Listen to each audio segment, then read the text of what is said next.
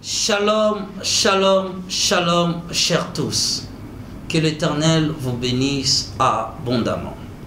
Chers tous, je voulais vous parler de cette fameuse histoire de la chaparcelle de l'église Sacrée Chapelle de Dieu. Notre église fait au moins 3 à 4 ans où il passe des moments très difficiles, de persécution, parce que nous sommes des locataires, nous subissons tellement des oppressions et nous n'arrivons pas à propager le message de l'Éternel comme il faut la propager. Alors, nous avons lancé cette opération 1 $, quelque chose insignifiante pour toi, 1 $, 1 euro, 2300 francs congolais, quelque chose insignifiante par rapport à tes ressources. Je sais que tu es tellement béni par Dieu. Dieu est merveilleux. Bien-aimé, cette contribution de 1 $, nous le ferons tous les jours de nos cultes. Nous avons un culte mercredi, nous avons un culte vendredi, nous avons un culte jeudi, ainsi qu'un culte le dimanche. Tous ces cultes-là, nous avons besoin que de ton apport de 1 $, 1 euro ou 2000 francs congolais. Est-ce que tu peux répéter avec moi? Je peux acheter une parcelle pour mon Dieu. Que l'Éternel vous bénisse. La Bible dit quoi pour les gens nus? Heureux ceux qui veillent et qui gardent leurs vêtements, afin qu'ils ne marchent pas nus. Et tous les âmes qui n'ont pas de vêtements n'hériteront pour eux les royaumes des cieux. Est-ce que ce vêtement-là est physique? Et tout à fait spirituel. Combien de gens parmi vous rêvent la nuit, il n'a pas de vêtements? Oh, je me retrouvais quelque part, et nous sommes allés. Et surtout des gens qui rêvent des endroits merveilleux. Je suis arrivé, j'ai expliqué à quelqu'un qu'il était dans la sorcellerie. Il m'a donné un bon rêve. Et il voyait dans les rêves, des anges sont venus la prendre. Ils ont dit, ah, notre fille, Dieu nous a dit de t'appeler, on part au ciel. Elle m'a dit, ils sont arrivés quelque part. Il dit, ça c'est la grande salle où Dieu reçoit tous les âmes, tous ses serviteurs, ses servantes. Après un temps, il voit une lumière étincelante luire dans l'auditoire et il voit un trône et une voix sortir. Je suis Jésus-Christ. Servez la nourriture à ma fille. Et vous savez ce qu'on l'a servi. Jésus l'a dit, c'est Jésus là de son rêve, l'a dit, oh non, vous devez le servir à manger le... C'est quoi encore en ligne en français là? Mabumangombe.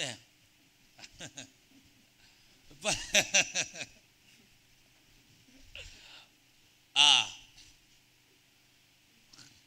Elle a vu qu'on l'a apporté cela. On l'a apporté cela. Elle a dit, elle a commencé à manger. Jésus continue à dire, mange ma fille, mange ma fille, mange ma fille, mange ma fille. Elle l'a mangé.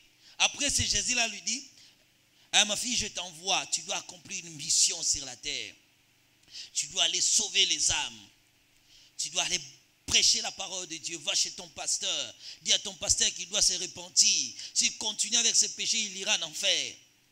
La sœur s'est réveillée le matin. Elle a commencé à aller dans le riz, à prêcher Jésus, parler de tout le monde. Et c'est Jésus là lui a dit aussi, ne bâtis pas une église.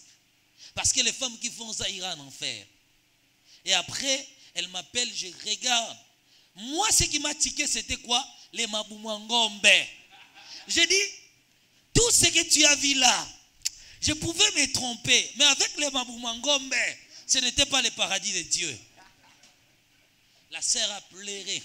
Elle m'a dit, chaque fois que je prêche, la nuit quand je rentre pour dormir, je vois encore les anges venir avec les Mabumangombe, mange, mange. Et elle, maintenant, son pasteur a dit, c'est la connaissance de la parole. Le jour où je l'ai dit, ma fille, ce que tu vois, c'est la sorcellerie. Tu as été initié. Les 2 anges que tu as vus, c'est ton ex-mari. Parce qu'elle a divorcé, elle a trouvé un autre homme, elle s'est remariée. C'est ton ex-mari et ton ex-beau-père. C'est eux qui ont dit, puisqu'il a quitté notre famille, alors on va l'initier dans la sorcellerie. Les jours où je l'ai expliqué, elle n'a pas crié. La nuit, elle part, elle dort, elle voit ces 2 anges-là en train de regarder. Comment tu nous as su? Et les anges l'ont dit au Biki. Et ils sont allés. C'est à partir de ces jours qu'elle a commencé à chercher la délivrance. Et moi j'ai dit, ma fille, tu seras délivrée les jours où tu vomiras tout ce que tu as mangé là. Les péchés spirituels. Rarement prêché à l'église, mais qui mène des milliers d'âmes en enfer. Écoutez, quand vous arrivez en enfer, vous allez voir 40%, c'est des âmes qui ont péché avec leur corps, avec leur conscience. 60% des gens qui ont péché avec leur subconscience, ils ne savaient même pas, sans leur consentement. Ils rêvaient seulement la nuit, ils faisaient des cacas, et puis un jour ils se retrouvent en enfer. Comment est-ce? Voilà, l'enseignement de la Sainte Doctrine, on parle. La maîtrise de l'enseignement de la repentance, c'est très important. La repentance est le regret d'avoir offensé ce qui est juste. Regretter d'avoir offensé Dieu. Et si on doit prêcher la repentance, on l'enseigne à l'église. Pourquoi? Les chrétiens doivent mener une vie repentante. Une vie repentante quotidienne. Parce qu'il y a des choses que tu ne maîtrises pas. D'une manière ou d'une autre, tu vas offenser Dieu. Mais tu dois te repentir. Donc, quand tu enseignes la Sainte Doctrine, tu dois maîtriser l'enseignement de la repentance. Et chacun pourra l'enseigner par rapport à sa révélation. Je peux exploiter un thème parlant de la repentance. Je peux exploiter un thème, je parle peut-être de la prise de conscience. Imaginez que la repentance, c'est le regret d'avoir offensé. Et la repentance n'est pas seulement le fait de dire j'avais menti. Ce n'est pas seulement le mensonge qui est un péché. Mais ne pas assumer ses responsabilités. La négligence, c'est aussi un péché. Ne pas respecter les autorités, par exemple. Tu travailles quelque part, tu arrives au travail toujours en retard. C'est là que la Bible nous appelle à mener une vie de repentance. Tout cela est caché dans la doctrine de ce qu'on appelle quoi? Les salut. Je donne la doctrine et je donne ses enseignements. Dans la doctrine du salut, on a encore un autre message qu'on appelle la confession.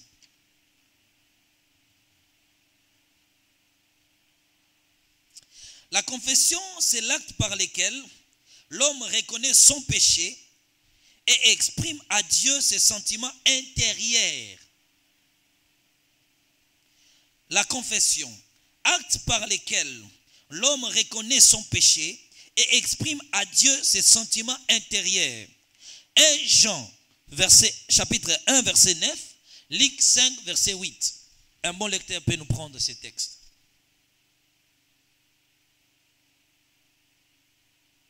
Je ne sais pas, j'ai déjà débordé.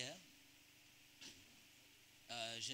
J'ai débordé le temps qui m'a été imparti, non?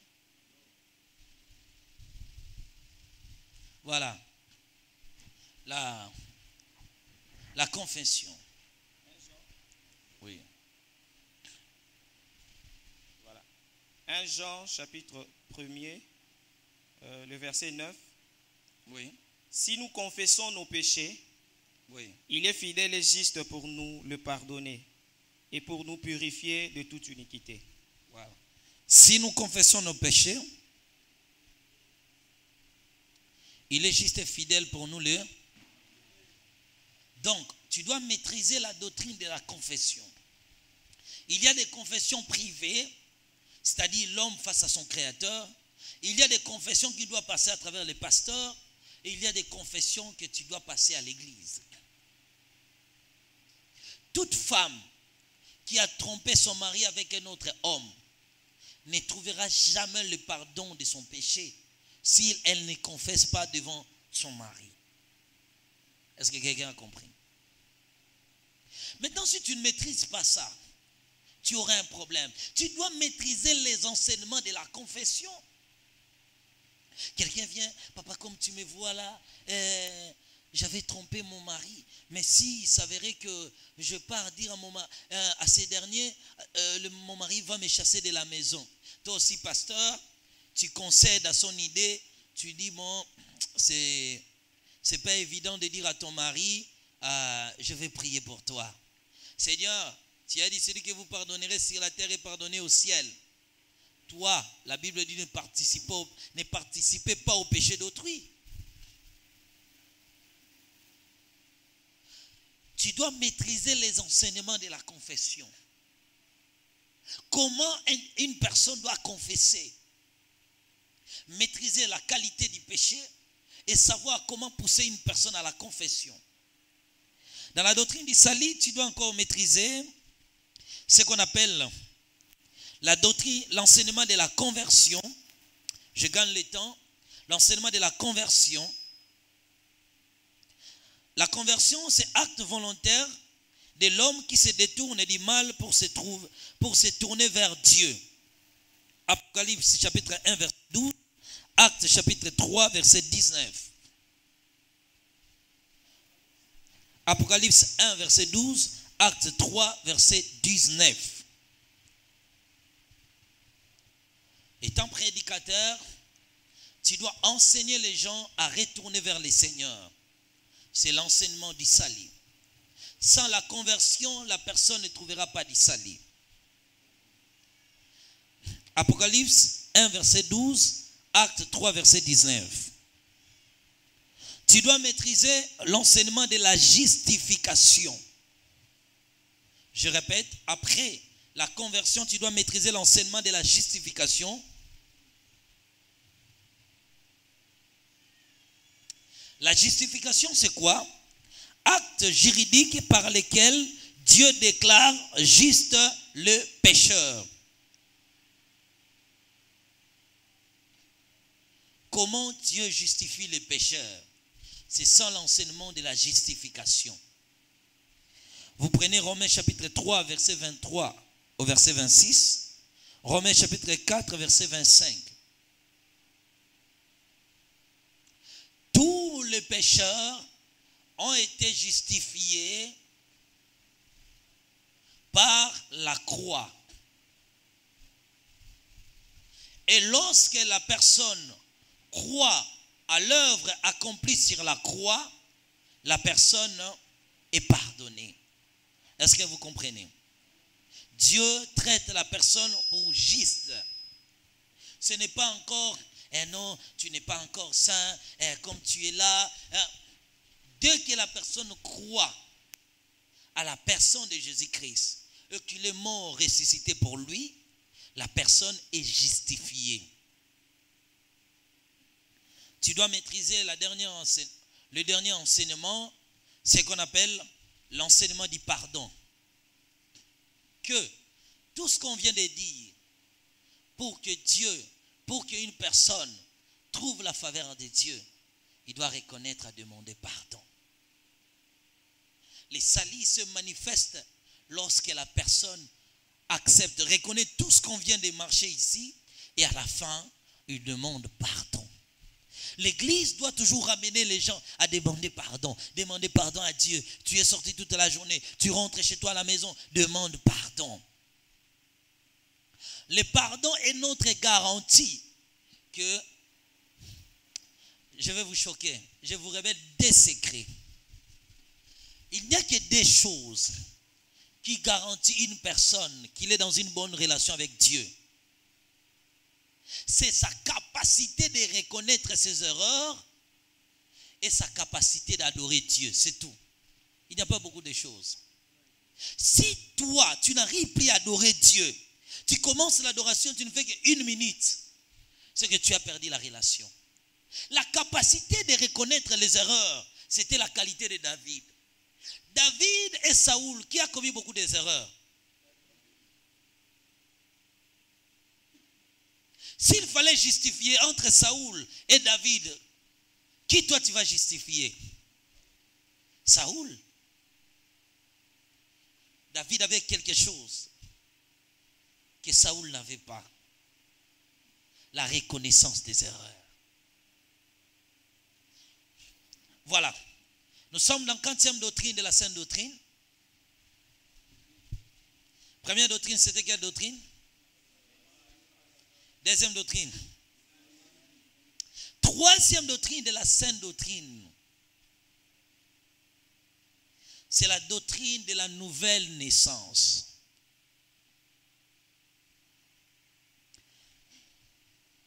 Pasteur, est-ce que je n'ai pas exagéré les temps? Voilà. La nouvelle naissance doit être au cœur de nos enseignements. Qu'est-ce qu'est la nouvelle naissance? Acte du Créateur faisant du croyant un homme nouveau. Acte du Créateur faisant d'un croyant un homme nouveau. Acte du Créateur faisant d'un croyant un homme nouveau. C'est comme une résurrection spirituelle. Et c'est là la nouvelle naissance se passe au travers du Saint. Éphésiens chapitre 2 verset 4 à 6. Romains chapitre 6 verset 23. Jean 17 verset 3. Jean 3 3. Lisez seulement les passages de Jean 3 3. Jean 3 3.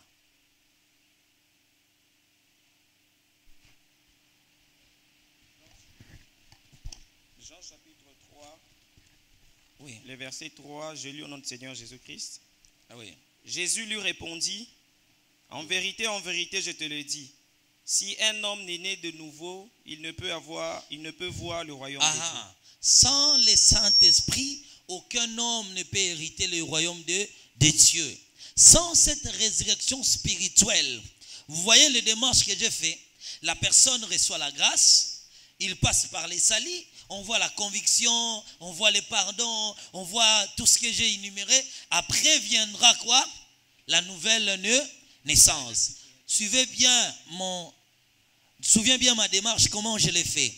Comment je viens? Je suis venu par la grâce. Vous trouvez la grâce de Dieu. Vous passez par les salis. Après les salis, vous trouvez la nouvelle naissance. Lorsque vous naissez de nouveau, le baptême de l'Esprit. C'est à travers du baptême de l'Esprit que nous devenons enfants de Dieu. Cela ne dépend ni de la volonté de la chair, ni de la volonté du sang, mais de la volonté de Dieu. C'est par l'Esprit de Dieu que nous sommes enfants de Dieu. Tu dois maîtriser l'enseignement de la nouvelle naissance. Tu dois maîtriser l'enseignement de la nouvelle naissance. Dans l'enseignement de la nouvelle naissance, tu dois avoir la maîtrise de l'enseignement sur le fruit de l'esprit. C'est très important. L'enseignement du fruit de l'esprit. L'intimité avec Dieu. La crainte de Dieu. Aucune personne ne peut craindre Dieu sans avoir au préalable son esprit. Aucun homme ne peut connaître les choses de l'homme si l'esprit de l'homme n'est pas en lui. La nouvelle naissance est le plus grand enseignement pour nous chrétiens. C'est cela qui nous différencie avec les païens. Est-ce que quelqu'un me suit? La sainte doctrine a encore un autre enseignement de base. Je ne donne que des enseignements de base. Il y a encore un autre enseignement de la sainte doctrine qu'on appelle la communion fraternelle. Tu dois avoir la maîtrise d'enseigner la communion fraternelle.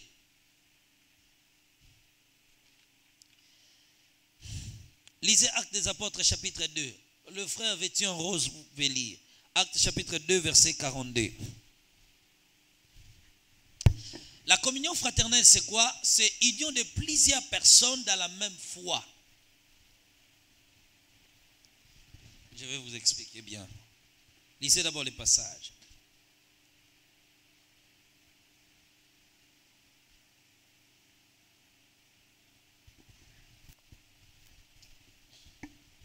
Lisez les passages. Actes chapitre 2, Oui, le verset 42, je lis au nom de Jésus. oui. Il persévérait dans l'enseignement des apôtres, Il persévérait dans l'enseignement des apôtres, dans la communion fraternelle, dans la communion fraternelle, dans la fraction du pain dans la fraction du pain et dans les prières. et dans les prières. La communion fraternelle, c'est une doctrine dans la sainte doctrine. Est-ce que quelqu'un me suit? Union de plusieurs, je répète encore, l'union de plusieurs. Ici, dans la communion fraternelle, ce n'est pas seulement le fait de dire soyez ensemble, soyez un, priez ensemble.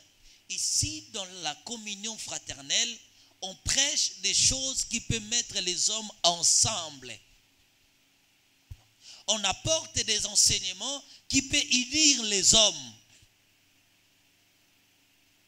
Retenez, j'avais dit au début que le problème de l'église actuelle, c'est les doctrines.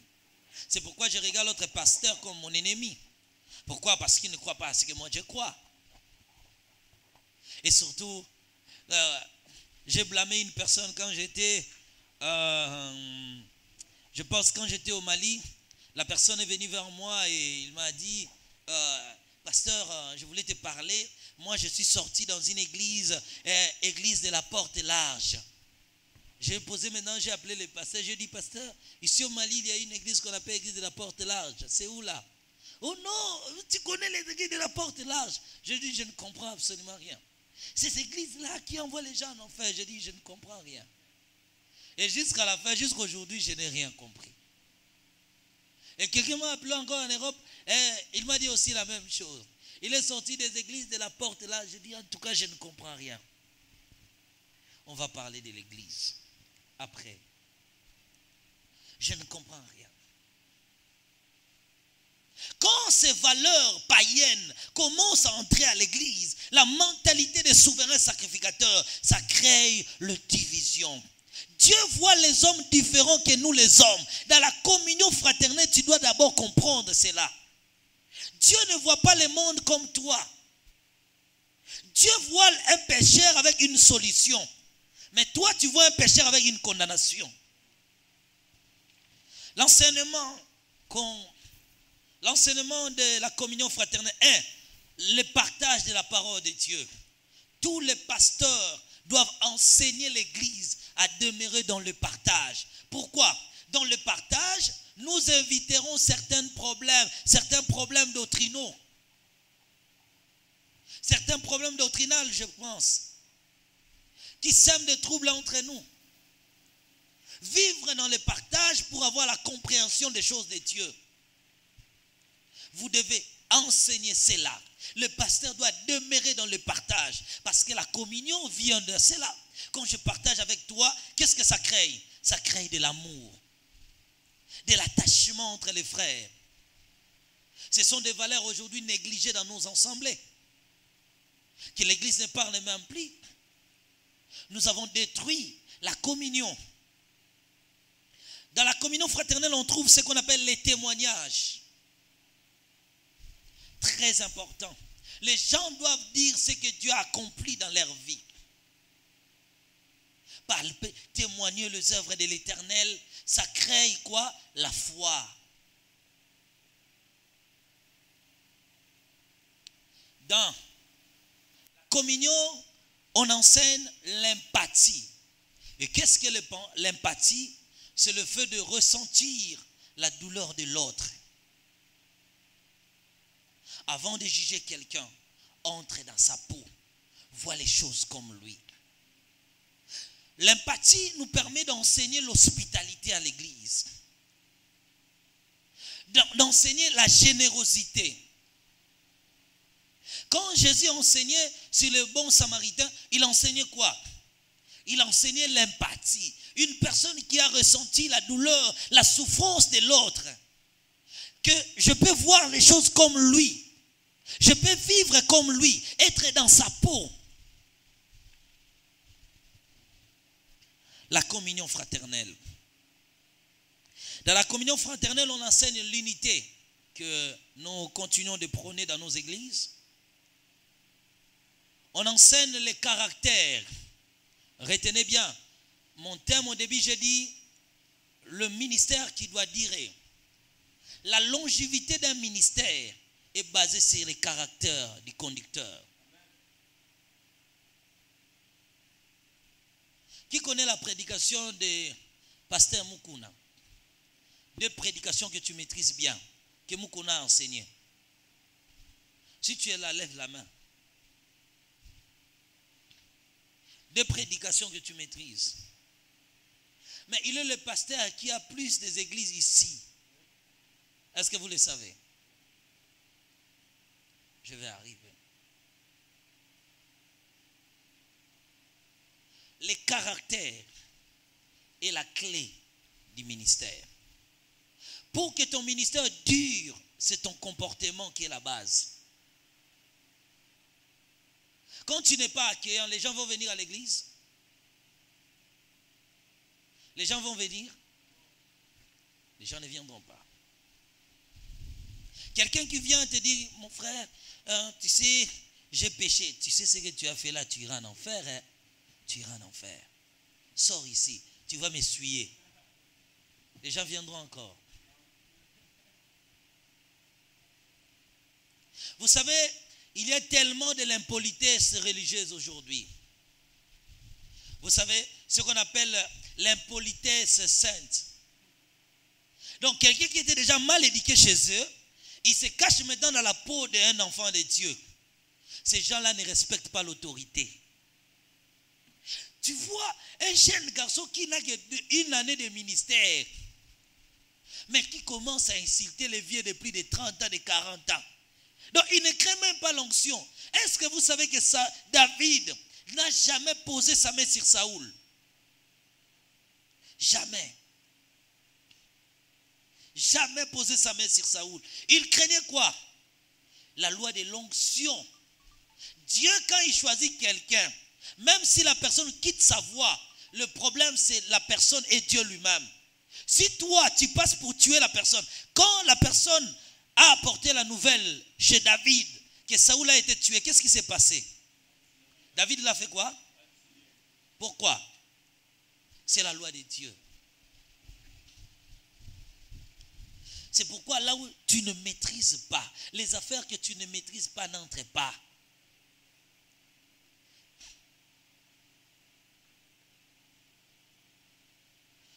Un adage dit, les adolescents discutent les événements, les adultes discutent les idées.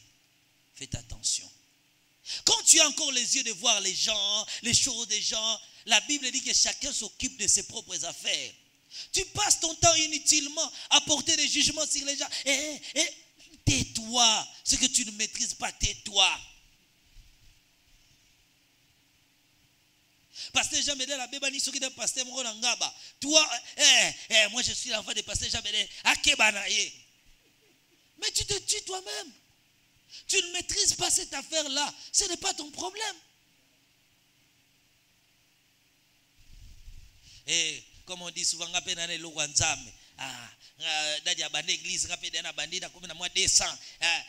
a rien à m'enseigner encore.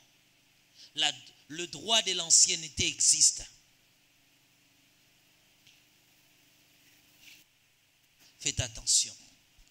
L'enseignement de la communion fraternelle, on enseigne encore.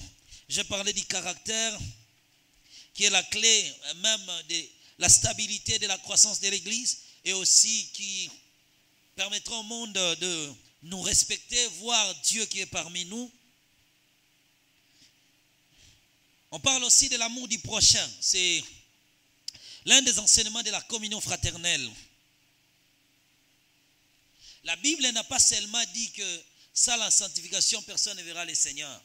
La Bible a dit aussi, pour hériter le royaume des cieux, il faut aimer le Seigneur ton Dieu et aimer ton prochain.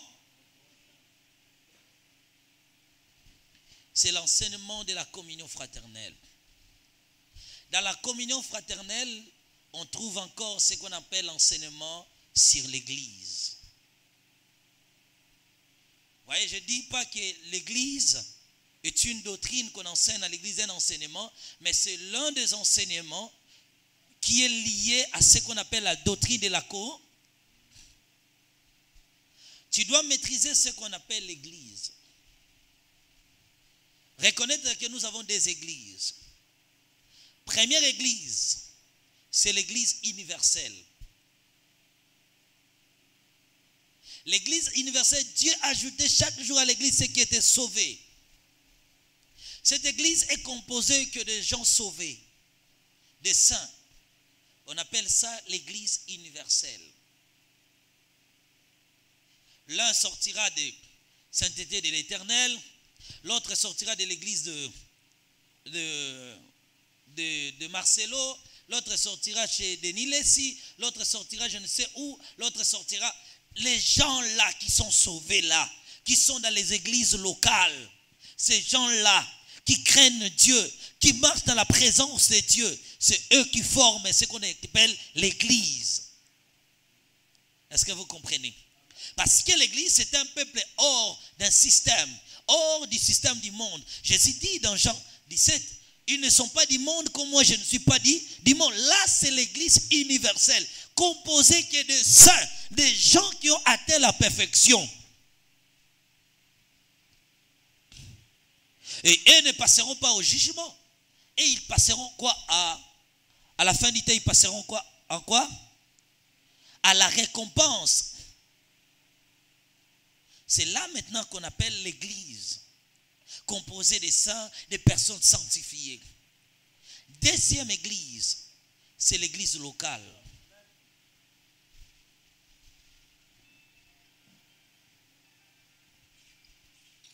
L'église locale, c'est une église, un rassemblement des hommes qui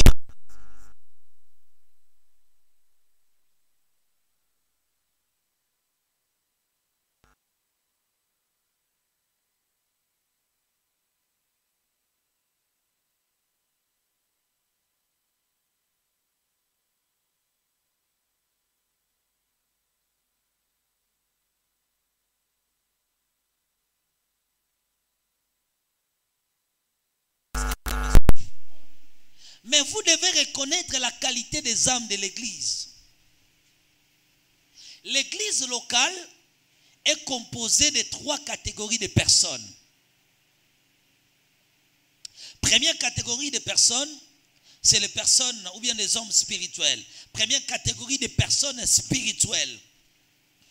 1 Corinthiens chapitre 3, lisez les versets. Verset 1.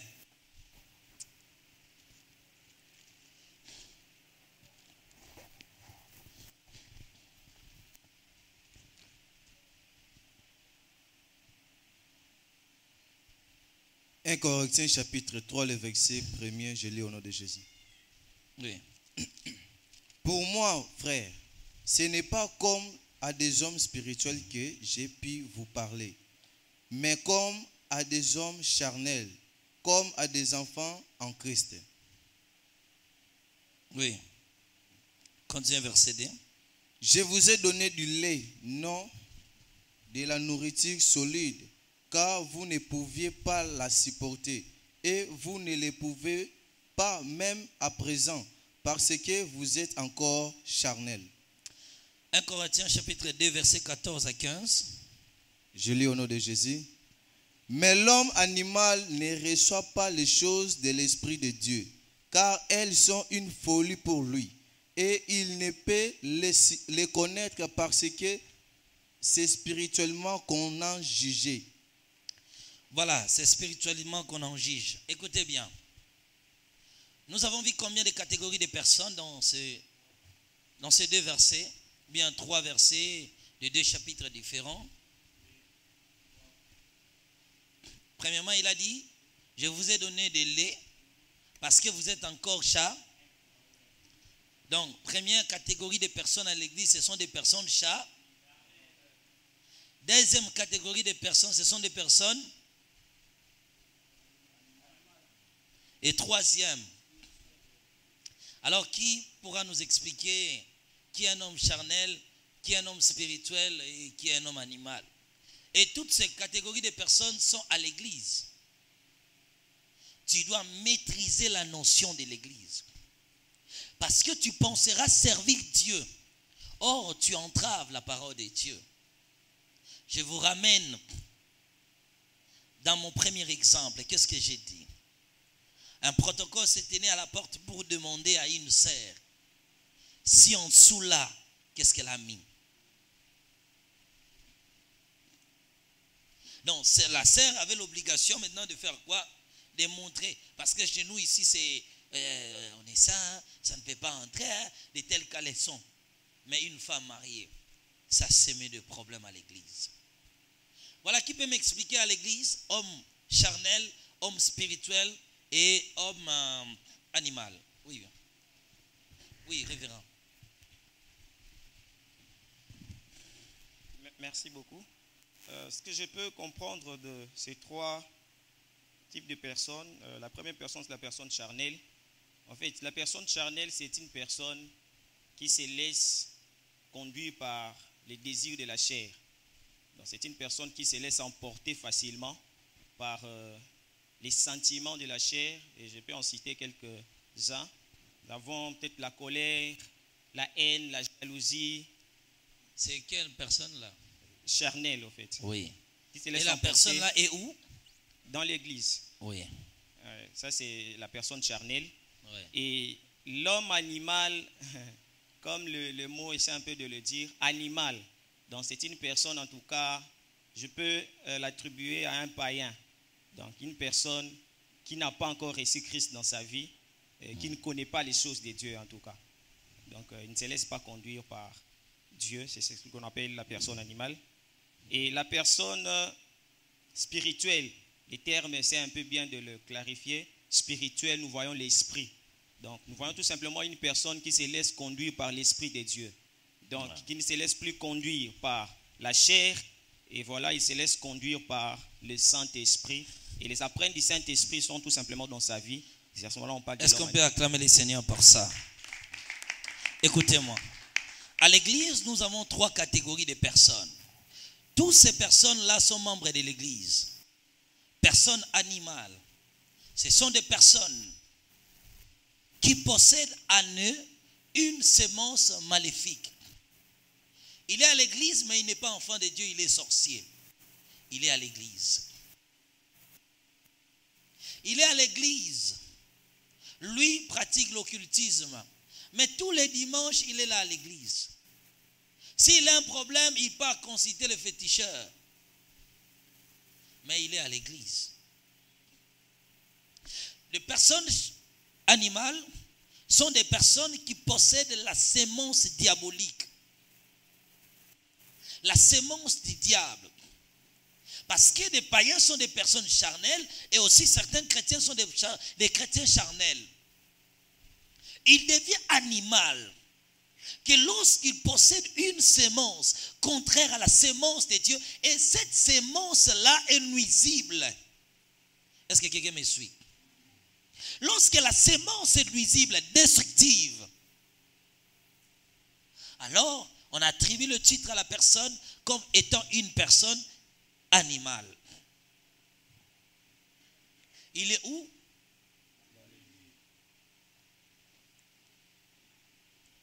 La personne charnelle, comme le frère vient de le dire, tout ce que vous vous enseignez là, les femmes, dépouillez-vous, les femmes, soyez comme ça. Elle vient à l'église, elle arrive quelque part, elle a son pantalon avec son maillot de corps, ainsi de suite.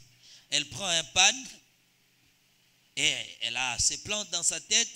Elle prend un foulard et puis elle va entrer à l'église. Mais vous avez dit quoi, non? Voile et être comme ça, non? Et vous avez dit quoi? Voile, être comme ça, non? Non, ils sont comme ça à l'église. Ils sont à l'église, mais ils ont une vie qui n'est pas en accord avec la parole de Dieu. Et eux qui viennent à l'église, ils ne viennent que pour daddy. Donc tout ce que le pasteur enseigne, lui, elle n'a pas un problème avec ça. Parler du ciel, parler de l'enfer, cela ne l'intéresse pas. Pour elle, tout ce qui l'intéresse, c'est moi vraiment le jour où daddy va m'aimer, on va sortir ensemble. Hein. Le jour où daddy va décider. Ces gens-là sont à l'église. Ils sont à l'église. ils sont à l'église. Tout ce que vous parlez là, vous enseignez, la crainte de Dieu, Jésus revient bientôt. Pour lui, cela ne l'intéresse pas. Lui, son problème, c'est son mariage là. Il doit trouver une solution. Est-ce que quelqu'un me suit? Il doit trouver une solution. Oh frère, depuis qu'on a commencé l'église, les autres parlent du ciel, viennent au partage. Pour lui, moi je n'ai pas le temps. Moi, mon problème là doit trouver une solution. Vous devez comprendre que Jésus avait la foule et le disciple. C'est comme ça. Après, le frère a parlé de l'homme spirituel. La personne qui vit selon la parole de Dieu. C'est lui en fait l'homme spirituel. Celui qui respecte les commandements de Dieu. On l'appelle l'homme spirituel. Donc c'est les trois catégories de personnes que nous trouvons dans une église. Toutes ces personnes-là sont à l'église. La gestion dépendra du pasteur. Le pasteur doit protéger toutes ces trois catégories à l'église. Dieu a une mission pour des personnes charnelles. Dieu a une mission pour des personnes animales. Est-ce que quelqu'un me suit? Toutes ces personnes, Dieu les envoie à l'église. L'église, c'est comme l'arche de Noé. L'église, c'est comme un pêcheur qui jette son filet, qui va tout ramasser. Le poisson, je ne sais pas quoi, des crevettes, ainsi de suite. Maintenant, il va commencer à trier. Et les chants de Dieu, c'est comme ça. Dieu a fait l'église locale, composée des païens, composée des menteurs, composée aussi des chrétiens, des hommes spirituels. Mais nous, tous ceux qui craignent Dieu appartiennent à l'église quoi? À l'église universelle. Cette église-là n'est pas sous notre autorité. Nous avons l'autorité sur l'église locale. Et nous prêchons pour envoyer les âmes où? Dans cette église-là. Maintenant, si toi tu choisis, et tel ne va pas entrer, et toi ne viens pas à l'église. L'église établit que de principes. Je faisais la différence entre la doctrine et les principes. Quand on dit aux femmes, avant d'entrer à l'église, vous devez être voilées, c'est la doctrine. Et nous disons que c'est la doctrine. C'est le principe du fonctionnement de l'église. On va expliquer la doctrine. Parce que la doctrine, c'est les enseignements. Mais le modèle d'entrée à l'église, c'est l'organisation.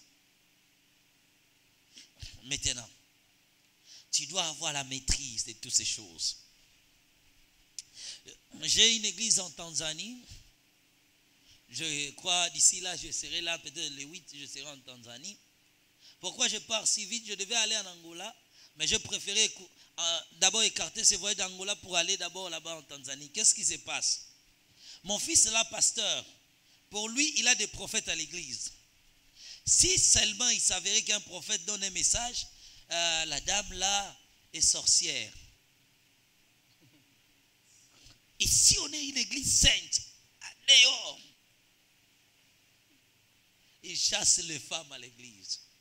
Protocole sorcier, pasteur sorcier, à tel point, il a chassé certaines femmes des pasteurs. Les maris sont restés à l'église, mais les femmes ne viennent plus. Ok, vos femmes ne viennent plus ici. Parce qu'ils sont des sorcières. Imaginez. Mais un jour, un prophète a donné un message pour sa femme, que la femme du pasteur est sorcière. Ce jour-là, le pasteur a décidé de chasser les prophètes.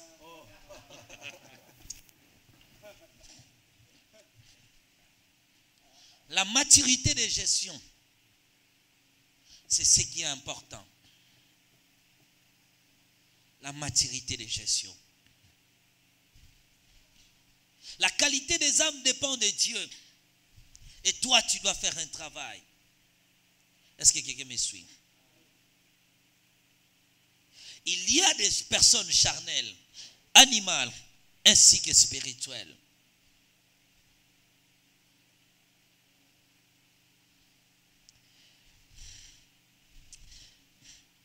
Ça faisait au moins 8 mois. J'avais reçu une femme qui était venue de quelque part. Quand elle est arrivée à l'église, elle était dehors. Elle regardait comme toutes les femmes entraient à l'église. Elle dit, pourquoi elle est entrée comme ça? Pourquoi toi tu es entré comme ça? Pourquoi elle a commencé à évangéliser? C'était bien. À la fin, elle est venue me voir, elle m'a dit, pasteur, je suis déçue. Pourquoi tu laisses? Écoutez bien, ces pécheresses-là d'entrer à l'église, ces filles du diable est là. J'ai regardé, j'ai dit, madame, on doit faire les choix entre vous et ces femmes-là. Tu vois que moi, je préfère qu'elle reste à l'église et que toi, tu partes. Non, pasteur, moi, je dis, toi, tu n'es pas la bienvenue ici. Elle m'a mal compris, elle est partie, elle a dit tout ce qu'elle pouvait dire, elle a répandu ce qu'elle pouvait dire en Europe. Mais un jour, je la vois revenir après son voyage. Après 2 mois, elle est encore revenue pour me chercher. Après que je parlais des enseignements, des hommes spirituels, charnels, bon, je parlais de la maîtrise du ministère quelque part, ainsi. Je l'ai épinglé dans un enseignement quelque part, ainsi de suite. Pour demander pardon, ceci ou cela. La gestion, la maîtrise, fais ton travail en tant qu'un berger. Apporte l'enseignement, c'est tout. Apporte quoi? Je répète encore. Voilà, dans la communion fraternelle, on trouve l'enseignement sur l'église. Dans l'église, dans l'enseignement, dans la communion fraternelle, et surtout dans les enseignements de l'église, on se base sur la croix, la croissance. C'est ta fierté, pasteur.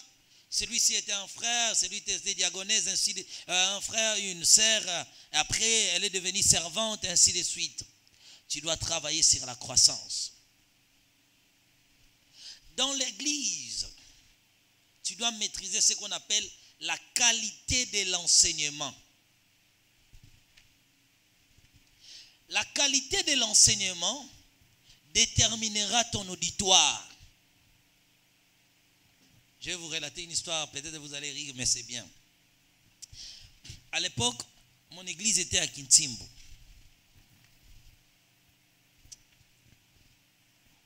Ma façon d'enseigner déterminait aussi le genre de l'auditoire que j'avais à l'époque. Et quand je voulais avoir, je ne vais pas citer, pour ne pas au nom, quand on fait ça, c'est la discrimination, mais je dis seulement, ça déterminait la catégorie de gens que j'avais à l'église. Mais maintenant, imaginez, ma façon d'enseigner, tes enseignements déterminera ton auditoire. Ta façon de dispenser. Quand vous arrivez chez moi, je vous donne l'exemple, je laisse moi. Quand vous allez chez moi, quand vous voyez Marcelo prêcher, qu'est-ce que vous avez en tête? Quel genre d'auditoire il peut en avoir? Hein? Je ne parle pas des personnes du ciel. Quel genre d'auditoire? Des gens? Est-ce que vous voyez ces gens-là? C'est quoi? C'est la qualité de ces gens? Vous avez compris? C'est ça que je parle. Quand vous écoutez Marcelo prêcher, vous-même dans votre esprit, vous pensez quoi par rapport à l'auditoire? Que là-bas, ce sont ah, disez bien frère, vous me regardez, oh non, là-bas, ils iront en enfer. Je ne parle pas de cela.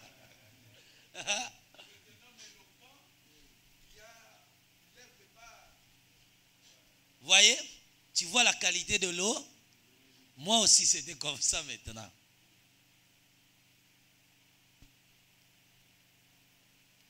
L'expérience première m'avait donné une qualité des âmes.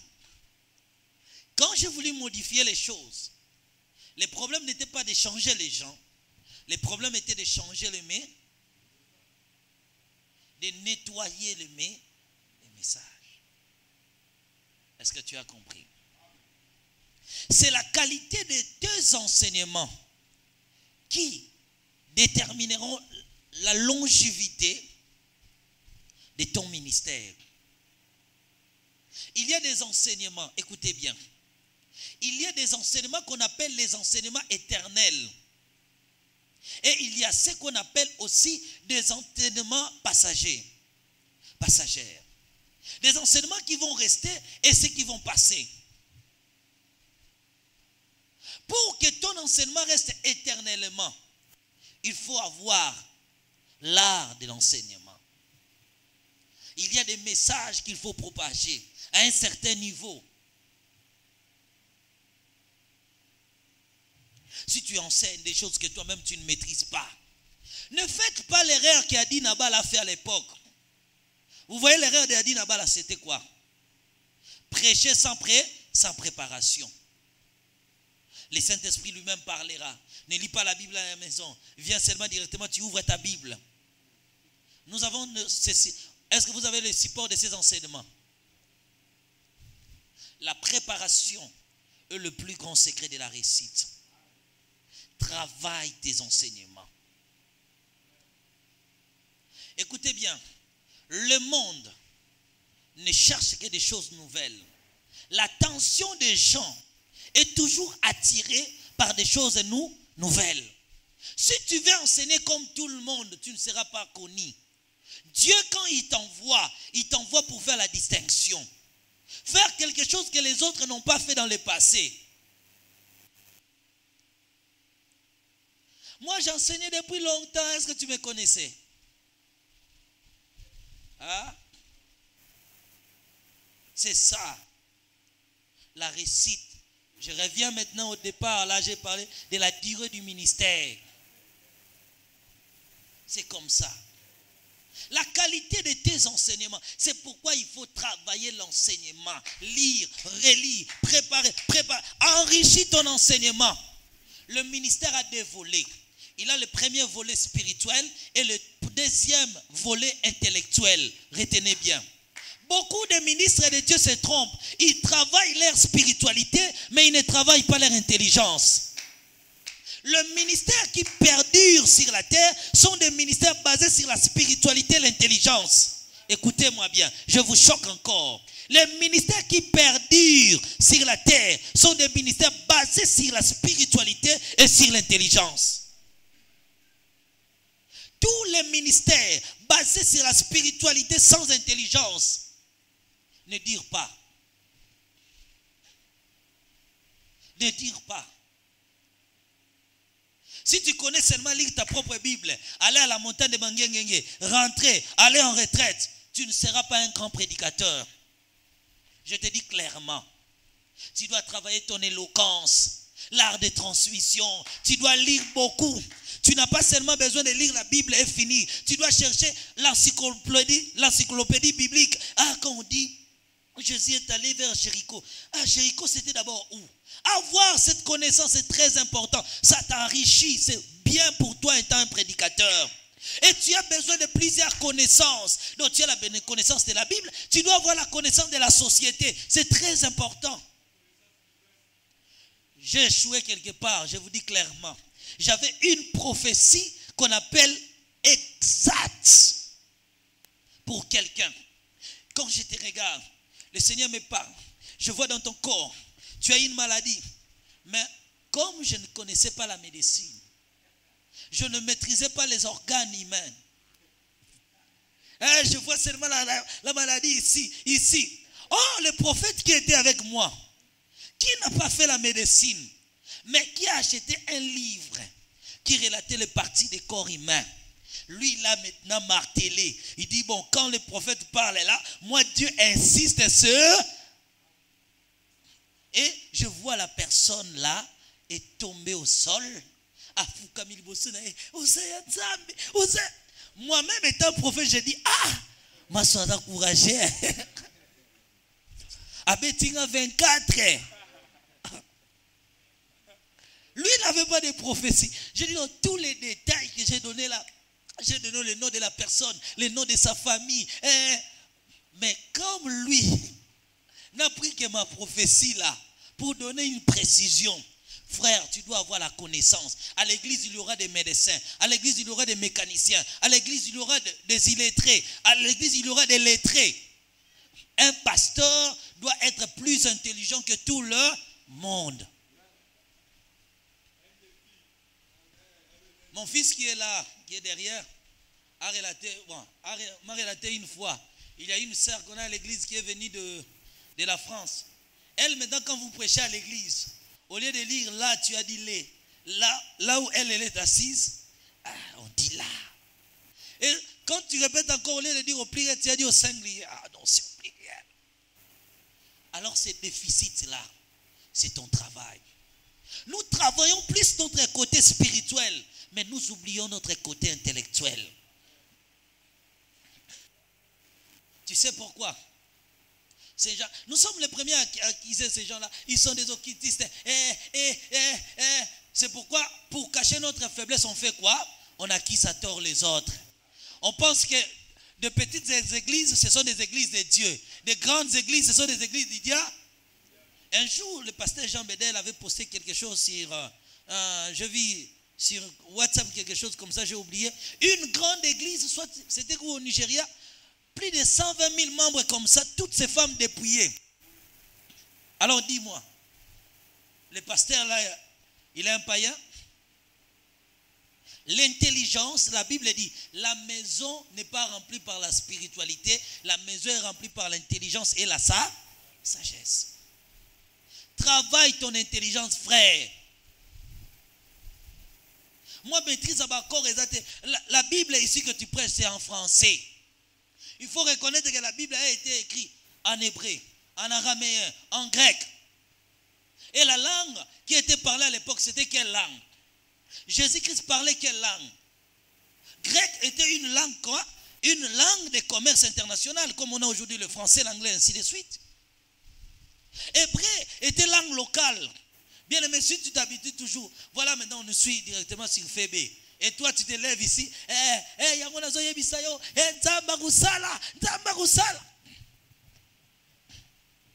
bien aimé, tu dois briser ce qu'on appelle toutes sortes de barrières linguistiques, c'est très important. Élargis ta connaissance, c'est très important. Même le téléphone que tu achètes là, et tu vois toujours, on a écrit quelque chose, mais toujours en anglais. Toi, tu ne sais rien. Ah. Là où tout le monde, what is your name? What is your name?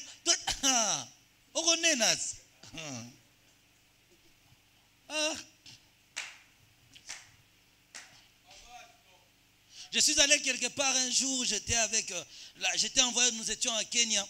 Une femme nous a invités dans sa maison. Mais maintenant, la femme m'écrit sur WhatsApp, elle me dit, pasteur, je vais parler qu'avec toi-même. Mais moi, je ne savais pas l'anglais, c'était un problème. J'étais dans l'obligation d'être avec l'interprète. La femme a remis ce qu'elle devait me remettre. En sortant, elle m'a encore écrit, pasteur, je voulais que tu sois seul. Mais maintenant, l'interprète était là. Ah, l'homme de Dieu, Dieu nous a bénis. Hein? Moi, je dis, on m'a béni. Avec l'évolution du monde actuel, sois à la page. La science est évolutive. L'église n'évolue pas. Même les modèles du travail changent. On n'est pas toujours dans les anciens modèles. On commence les kits, alléluia papa, après on demande pardon, après on demande les sangs, après on prie pour nos problèmes. Donc dans toutes les églises c'est toujours comme ça. On commence par adorer, on demande les pardons, on demande les sangs. Mais pourquoi tu ne peux pas amener quelque chose de nouveau? Tu ne peux pas proposer des choses nouvelles, pourquoi? Fais quand même quelque chose de différent. Aujourd'hui, on va seulement adorer Dieu à l'église. On chante seulement pour Dieu. Ça va créer la beauté au culte. Aujourd'hui, on va seulement demander le pardon. Tu viens avec tes sujets. Bien-aimé, travaille tes sujets-là. Laisse tes sujets. Bien-aimé, on va prier. Toi-même, tu commences à réfléchir. Nous allons demander à Dieu. Bon, laisse un peu. Dieu. Bien-aimé, je vous dis la vérité. Moi, il y a des gens qui m'appellent pour que je les envoie des sujets de prière. Ils me disent souvent, pasteur, toi vraiment tes sujets là, tu les prends où? Je dis, moi, les kits de dimanche, je passe toute la nuit, vendredi, samedi, pour préparer qu'il y ait des sujets de prière. Je cherche les accords, les verbes, ou peut-être on a au bétango, ils vont sentir. La nouveauté va attirer la grandeur. Va attirer la grandeur. L'époque où Jésus était monté sur une année déjà passée. Aujourd'hui, on monte sur des ranges, on monte sur de la moto, on prend des bis, ainsi de suite. Donc, pour dire que le monde évolue, travaille ton ministère, travaille le don que Dieu a mis en toi. Laisse les côtés archaïques. La crise de l'intelligence, ce n'est pas le problème de Dieu. Ta gloire, ton élévation sera déterminée par rapport à la qualité de ton travail. C'est toi qui détermines l'avenir de ton ministère et l'auditoire. Maintenant, imaginez, si là je mets les, si les je mets là, au départ, imaginons maintenant quel genre d'auditoire j'aurai. L'immaturité dans les enseignements. Tu n'es pas là en tant que prédicateur pour faire rire les gens. Et toi-même, tu commences à rire. Vous savez, ma main est telle. Mettez-la Yesu Maboko.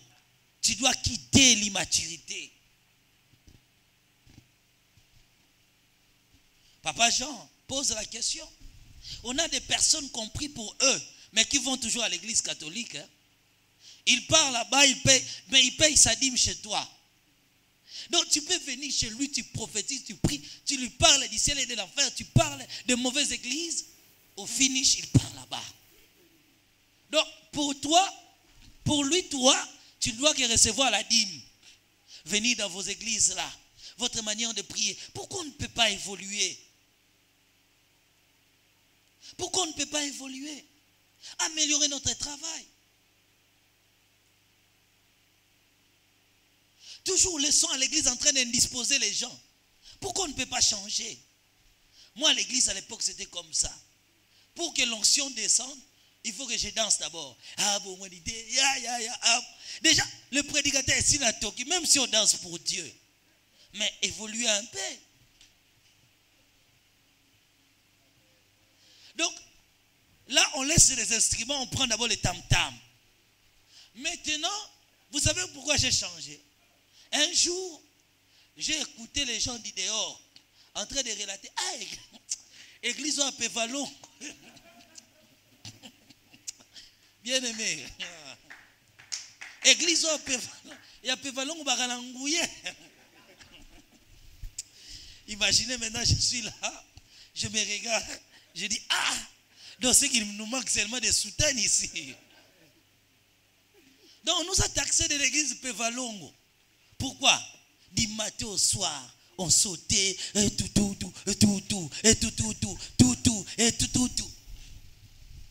Et ils savaient que ça, c'est le Pévalongo. Ah, je me souviens un jour, quelqu'un m'a salué, ah, lui c'était un Ngunza. On a vu des problèmes dans cette affaire. Je les ai dit, il faut que je m'occupe des affaires de mon père. Là, les affaires, il faut l'intelligence. Améliore ton travail. Améliore ton travail. C'est très important. Voilà, on continue sur la sainte doctrine. Ah, on arrête, hein? Ah, ok.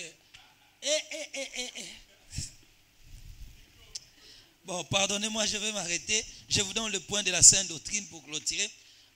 Les enseignements de la sainte doctrine, la doctrine, les doctrines de la sainte doctrine, voilà. Il y a ce qu'on appelle la doctrine de la rénonciation. Dans la doctrine de la rénonciation, on parle de dépouillement, on parle des bijoux, on parle des apports des pantalons, on parle de renoncer de toutes les choses de ce monde qui est contraire à la parole de Dieu. Deutéronome, chapitre 15, versets 16 à 17. Exode, chapitre 32, versets 2 à 3. Là, Exode 15, versets 16 à 17. Exode 32, versets 2 à 3. Ça, c'est ce qu'on appelle la doctrine de la rénonciation. L'apport des bijoux, tout ce qui est contraire. D'abord, Deutéronome 22, verset 5. Là, on parle de la travestie. Des hommes qui ne peuvent pas porter les vêtements des femmes et des femmes qui ne peuvent pas porter les vêtements d'hommes. Là, c'est la doctrine de la rénonciation. La doctrine de la rénonciation passe par la parure extérieure, la rénonciation des biens mal acquis, comme on parle de la restitution, par exemple, le changement des nationalités, ainsi de suite. Toutes ces choses-là appartiennent à la doctrine qu'on appelle la doctrine de la rénonciation, connue plus sur le dépouillement que nous enseignons.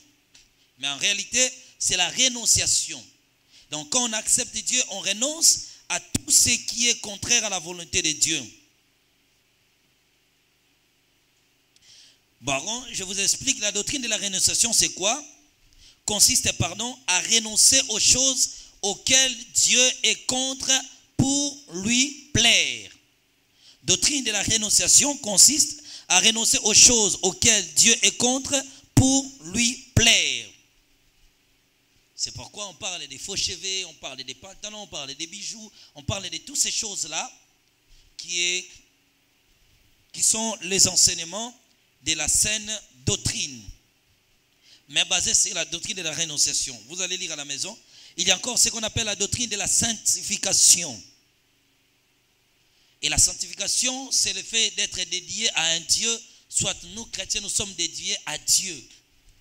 Et la sanctification passe par les niveaux corporels, c'est-à-dire au niveau du corps, de l'âme et de l'esprit. Et tu dois être en mesure d'enseigner comment atteindre la sanctification du corps, comment atteindre la sanctification de l'âme. Et vous devez reconnaître que la sanctification de l'esprit ne peut être manifeste qu'au moyen de la délivrance. La sainte doctrine a encore la doctrine de ce qu'on appelle la doctrine de la puissance. Dans la doctrine de la puissance, on parle de la résurrection des morts, on parle des miracles, on parle des prodiges, on parle des signes, on parle de la délivrance. Donc, un enseignant de la sainte doctrine doit être en mesure d'enseigner la délivrance, révéler le mystère, la sorcellerie, les envoûtements, les œuvres maléfiques, le puissant démoniaque, toutes ces choses-là, la démologie, les angiologies, ainsi de suite, toutes ces doctrines font partie de ce qu'on appelle la doctrine de la puissance. Il y a encore la doctrine de l'unicité. La doctrine de l'unicité, c'est là où on enseigne qu'il n'existe qu'un seul Dieu. Un Dieu trinitaire, un Dieu trinitaire qui s'est communié en lui-même. Donc Dieu se manifestait en tant que Père, en tant que Fils, en tant qu'Esprit, mais il n'y a qu'un seul Dieu. Pourquoi? Tu dois maîtriser les enseignements mosaïques. Moïse a enseigné qu'il n'existe qu'un seul Elohim. Est-ce que vous m'avez suivi? Il dit, Israël, écoutez, l'Éternel est notre seul Elohim. Donc l'Éternel est notre Dieu. Deutéronome chapitre 6 verset 4, Malachie chapitre 2 verset 10. Tu dois maîtriser l'enseignement de l'unicité. Et pour cela, tu dois savoir qu'il existe trois courants. Nous avons un courant de trinitaires, les gens qui croient qu'il existe trois dieux, Dieu Père, Dieu Fils et Dieu Saint-Esprit. Il y a beaucoup d'églises qui croient à cela.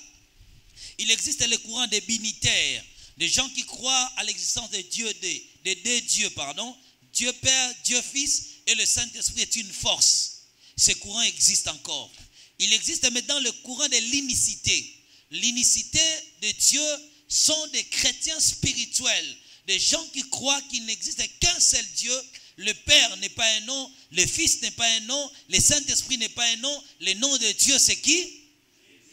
Voilà. Mais Dieu s'est manifesté dans le temps et dans l'espace. Quand il dit au commencement, créons l'homme à notre image et à notre ressemblance, c'était le Père, le Fils et le Saint-Esprit. Et cela est expliqué dans la Bible. Job dit, l'Esprit de Dieu m'a créé. Donc, et Jean chapitre 1 parle quoi? Au commencement était la parole et la parole était avec Dieu et toute chose a été créée par la parole. Voilà. Là, c'est la doctrine de l'unicité. Donc, tu dois maîtriser la doctrine de la Trinité pour contredire ce qui enseigne la Trinité. Tu dois maîtriser la doctrine de la... Voilà. Le binitaire pour contredire ce qui enseigne qu'il existe combien de dieux? De Dieu. Et toi, tu dois être mis à l'enseignement de l'unicité. Parce qu'il y a des passages de la Bible, si tu lis, tu dis, mais cet homme a raison. Hein? Oh, mais Jésus lui-même dit ici que je suis le Fils de Dieu. C'est là que je vous invite à maîtriser. Quand tu as la connaissance, tu vas maîtriser ce qu'on appelle la théophanie de Dieu. La théophanie veut tout simplement dire un Dieu spirituel qui a porté un corps. Donc c'est très important. Je laisse ces choses parce qu'on n'a pas le temps. Dans la sainte doctrine, il y a ce qu'on appelle l'enseignement de la fin des temps. Tu dois être en mesure d'enseigner ce qu'on appelle les jugements. Surtout la doctrine de Dieu là, c'est très important. Même si tu crois qu'il n'existe qu'un seul Dieu, mais tu dois lire la doctrine de trois dieux. Donc, toi-même, lis tous les passages qui parlent des trois dieux, lis tous les passages qui parlent des deux dieux, et puis tu vas les associer. Tu vas comprendre quand Jésus parlait, Père, Père, pourquoi tu m'as abandonné? Qu'est-ce que cela veut dire? Tu vois, c'est très important. La doctrine de la fin des temps, c'est l'ensemble des enseignements qui parlent des signes, ou bien des événements futurs. Les événements de la dernière heure, tu dois plus maîtriser ces choses. Quand l'Église n'est pas en mesure de lire le signe des temps, n'est pas une Église. Est-ce que quelqu'un me comprend? Tu dois être en mesure d'enseigner cela. Le jugement dernier, l'enlèvement, le signe du temps de la fin. C'est la mission de l'Église. L'apostasie, la perfection, c'est l'enseignement du temps de la fin. Parce que l'Église, avant d'être enlevée, doit atteindre le dernier âge qu'on appelle l'âge de la paix, de la perfection. Tu dois maîtriser ces enseignements. Le signe du temps, c'est très important. Matthieu 24, l'Apocalypse, tu dois être en mesure d'enseigner cela. Après, il y a ce qu'on appelle la doctrine prophétique. La doctrine prophétique est la dernière doctrine de la saine doctrine. La doctrine prophétique, c'est la doctrine où on enseigne les expériences, par exemple. Je vous explique seulement. Par exemple, quelqu'un est allé au ciel, la spiritualité, il a vu le paradis. Donc, tous les enseignements en caractère prophétique. La maîtrise des livres d'Apocalypse, les livres d'Ésaïe, les livres d'Ézéchiel. L'Église doit être en mesure d'enseigner cela. Et situer l'Église à travers le temps que nous sommes. Et comment les versets bibliques s'accompliront dans le temps de la fin. Au temps de la fin. Amen. La maîtrise de ces choses-là. Si tu maîtrises le message ou la doctrine prophétique, je crois que tu as presque maîtrisé la sainte doctrine. Le message prophétique te permettra de voir comment Dieu voit les choses. Je m'arrête par là. Que Dieu vous bénisse. Shalom, shalom, shalom, chers tous. Que l'Éternel vous bénisse abondamment. Chers tous, je voulais vous parler de cette fameuse histoire de la chaparcelle de l'église Sacrée Chapelle de Dieu. Notre église fait au moins 3 à 4 ans où il passe des moments très difficiles, de persécution, parce que nous sommes des locataires, nous subissons tellement des oppressions et nous n'arrivons pas à propager le message de l'Éternel comme il faut la propager. Alors, nous avons lancé cette opération $1. Quelque chose insignifiante pour toi, $1, 1 euro, 2300 francs congolais, quelque chose insignifiante par rapport à tes ressources. Je sais que tu es tellement béni par Dieu. Dieu est merveilleux. Bien-aimé, cette contribution de $1, nous le ferons tous les jours de nos cultes. Nous avons un culte mercredi, nous avons un culte vendredi, nous avons un culte jeudi, ainsi qu'un culte le dimanche. Tous ces cultes-là, nous avons besoin que de ton apport de $1, 1 euro ou 2000 francs congolais. Est-ce que tu peux répéter avec moi? Je peux acheter une parcelle pour mon Dieu. Que l'Éternel vous bénisse.